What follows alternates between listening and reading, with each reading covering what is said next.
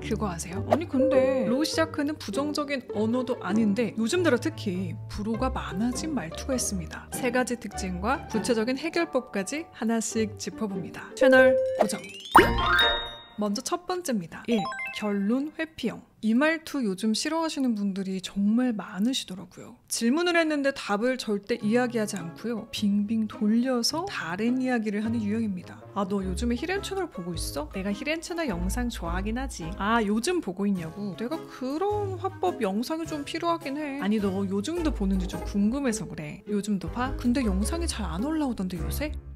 배고파? 먹어야지. 그러니까 먹어야 하는 거 아는데 지금 배고파? 아, 좀 이따 먹으면 돼. 아니, 지금 배 고프냐고. 보시면서도 다소 답답하시죠? 이런 화법이 습관되신 분들과 일을 하면 어떨까요? 한두 마디로 끝날 말이 길어지고 유도신문처럼 됩니다. 때문에 대화의 피로도가 불필요하게 커지게 되는데요. 이렇게 지나치게 방어적인 화법은요, 자신의 의견을 절대 직접적으로 말하지 않는다는 특징이 있습니다. 그런데 이런 화법이요, 아마 앞으로 더 힘들어하시는 분들이 늘어날 겁니다. 그러니 혹시 내가 그렇다면 가급적 빨리 고치시는 게 좋은데요. 그 이유는 바로 인간의 집중력 때문입니다. AI가 우리의 삶을 편하게 만들어주긴 했지만요, 그로 인해서 즉각적으로 원하는 답을 듣기가 더욱 쉬워졌죠. 영상의 길이도 점점 짧아지고 있습니다. 이런 미디어의 영향, AI로 인해 우리의 집중력이 변했는데요. 과거에 비해서 더 짧아져서 6초인 금붕어보다 더 짧은 5초밖에 되지 않는다는 이야기도 나올 정도니까요. 그래서 이렇게 지나친 자기방어 화법, 결론을 회피하는 회피형 말투를 쓰고 계시다면요, 이를 고치는 법, 먼저 자기개방 연습입니다. 제 주변에서도 이런 분들을 보면요, 의견을 피력하시는 걸 대체로 좀 어려워하시더라고요.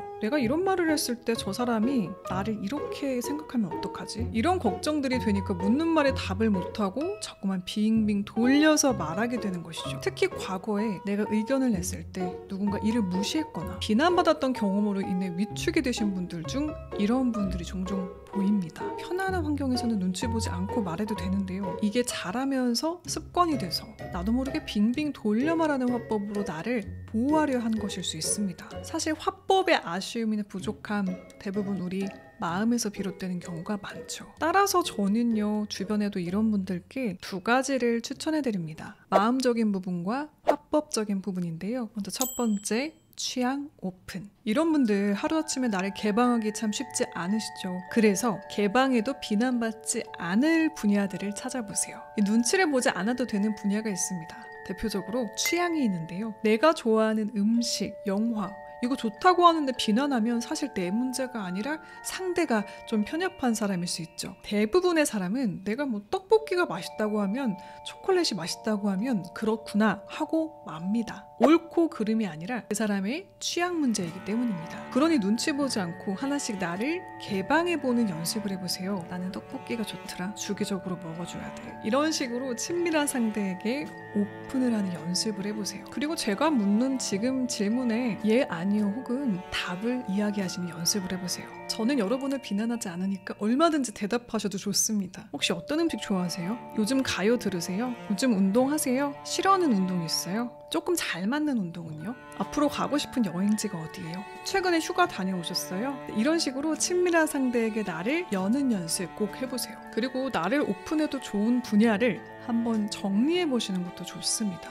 호불호가 있는 소재더라도요, 소신에 따라 내가 민초파인 거 정도는 오픈해도 좋겠어, 이런 식으로 말이죠. 그럼 누군가 히렌님 민트초코 좋아하세요? 했을 때 네, 저 좋아해요. 좋아하세요? 라고 당당히 소통할 수 있으니까요. 싫어하는 누군가가 어떻게 민초를 좋아해요? 실망해요. 비난하시더라도 어때요? 저의 취향이니까 존중해주세요 라고 할 수 있는 분야인지 아닌지 스스로 한번 돌아보세요. 2번째는요, 이 화법적인 교정인데요. 제 컨텐츠에서 꾸준히 소개해드린 프랩 기법, 주장 먼저 말하는 연습을 꼭 해주세요. 이 공식을 한마디로 정리하면요, 제가 하고 싶은 말은 이건데 이유는 이거고요, 예를 들어 이런 게 있고요, 그래서 하고 싶은 말은 이겁니다. 이렇게 지금 따라해보세요. 2가지식으로 말했으니까 근거를 제시하고요, 예시로 구체화를 한 뒤 다시 주장을 말하는 간단한 연습입니다. 들으시는 분들이 답답해하지 않고 하고 싶은 말을 나도 명료하게 하실 수 있습니다. 추가로 일할 때 은근히 사람들이 힘들어하는 말투가 바로 미과의식형인데요. 이것도 지나치시면 듣는 사람을 답답하게 만들 수 있습니다. 안 그래도 요즘 집중력이 점점 짧아지고 있는데 결론이 저 뒤에 있으니까요. 내 말이 끝까지 전달되기가 쉽지 않을 수 있습니다. 그러니 프랩을 사용해 보시면요. 여러분의 말이 더 이상 답답하지 않고 시원하게 들릴 겁니다. 요즘 특히 불호가 많아졌다는 말투 특징 두 번째입니다. 이 막연형. 묘사를 하다못해 추상적으로 뜬구름 잡는 막연형. 이 역시 불호가 많은 화법 중 하나인데요. 대표적으로 막연한 긍정 혹은 막연한 부정이 있습니다. 막연히 상대의 말을 부정하거나 긍정하는 것은요. 책임감이 없어 보일 뿐 아니라 명확한 소통을 방해해 오해를 사게 되기도 하는데요. 구체적으로 일 처리를 해야 하는 직장은 물론 이 친한 관계 속에서도 서운함이나 서먹함이 생기게 되는 화법이 될 수 있는데요. 깔끔하게 잘해주세요. 느낌 아시죠? 무슨 느낌이지?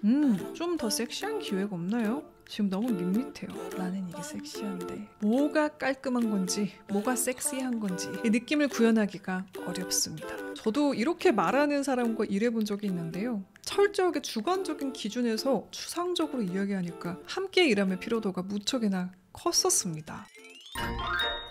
이 막연체도 남발하면 친한 관계에서도 문제가 될 수 있는데요. 특히 막연한 긍정은 서운함을 유발할 수 있습니다. 어렵게 고민을 털어놨는데요. 원래 사는 게 다 그렇지 뭐. 긍정적으로 생각해. 다 잘 될 거야. 이러고 피드백이 끝이라면요. 좋은 말이긴 한데 와닿지 않는다. 혹은 더 이상 얘기하기 싫은가? 나한테 관심이 없나? 라고 오해할 수 있습니다. 말하는 사람 입장에서는 긍정적으로 하고 싶어도 그게 안 되니까 말한 건데 말이죠. 만약에 이런 말투를 내가 쓰고 있다면요. 다음에 것부터 해보세요. 구체적 예시 들기. 위에 프랩 기법에서 이런 분들은 구체성, example이 특히 부족할 겁니다. 한마디로 막연체는 예시 빈약형으로도 볼 수가 있는데요. 그래서 말을 할 때 예시를 구체적으로 넣을수록 보완이 가능해집니다. 특히나 현실 가능한 예시, 어떻게를 넣으면 달라질 수 있어요. 같은 말이라도요. 어떻게를 넣어서 구체적으로 이런 말을 하면 느낌이 확 다를 겁니다. 깔끔하게 잘해주세요. 느낌 아시죠? 예를 들면 지난주에 작성해주신 PPT 폰트나 디자인 다 좋았거든요. 그래서 이번에는 배경색만 블랙으로 바꿔서 보완해주시면 좋겠어요. 인생이 그렇지 뭐. 긍정적으로 생각해. 다 잘 될 거야. 내가 좋아하는 히렌 채널에서 본 건데 나도 겪고 있긴 한 건데 내가 갖고 있는 생각의 오류부터 한번 점검해보래. 인지 편향 같은 것들이 있는데 혹시 관심 있으면 링크 보내줄까? 이런 식으로 차라리 도움을 구체적으로 주려고 하거나 피드백을 구체적으로 말해준다면 명확한 소통이 됩니다. 영혼 없는 공감을 많이 한다. 영혼이 없다 라는 이야기를 들으신 분들이라면요. 이 부분을 보완해보세요. 마지막, 요즘 불호가 많아진 말투 특징 세 번째입니다. 3. 합리화형. 내가 좀 다정한 편이라 내가 T라서 그러는데 라는 식으로 자신을 포장하거나 합리화하는 식인데요. 물론 자기 어필을 하기 위해서 플러팅을 하는 상황에선 다릅니다. 내가 좀 다정한데 내가 좀 스타일리시해서 말이야. 이거는 오히려 어필하기 좋죠. 여기서 말하는 합리화는요. 이게 관계 속에서 지속되어 지나친 자기 과시처럼 보이거나 단점을 정당화, 합리화하려고 하는 화법을 말합니다. 과거에 제 주변에요. 내가 좀 배려심이 많잖아. 나는 좀 이래. 처럼 매사 자신을 자꾸 긍정적으로 정의했던 사람이 있었는데요. 과시는 결핍이라는 말처럼 지나친 자기 과시는 오히려 결핍이라는 것을 그 사람을 통해 알게 되었습니다. 겪어보면 우리 알잖아요. 굳이 말하지 않아도 알 부분들은 압니다. 특히 미덕이 그렇죠. 배려심이 많다면 말보단 행동으로 보여주는 것이 훨씬 멋집니다. 자신을 합리화하는 말투는요. 과거엔 이런 식이었습니다. 내가 B형이거든. 그래서 그래. 이렇게 혈액형으로 쓰였다면 좀 옛날 사람 같네.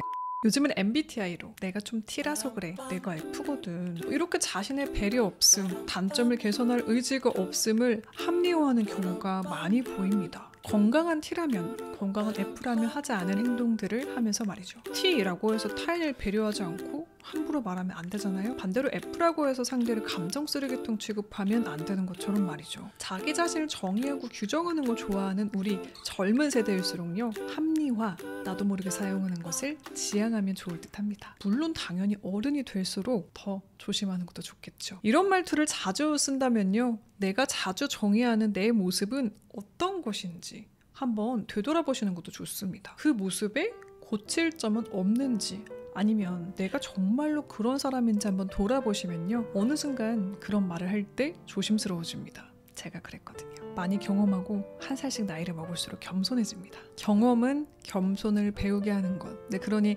더 많은 경험을 쌓고 말 한마디에 무게를 아는 우리들이 되었으면 합니다. 자, 오늘은요. 요즘 특히 불호가 많아진 말투 특징 3가지와 개선법을 알아봤습니다. 정리하면 1. 결론 회피형 2.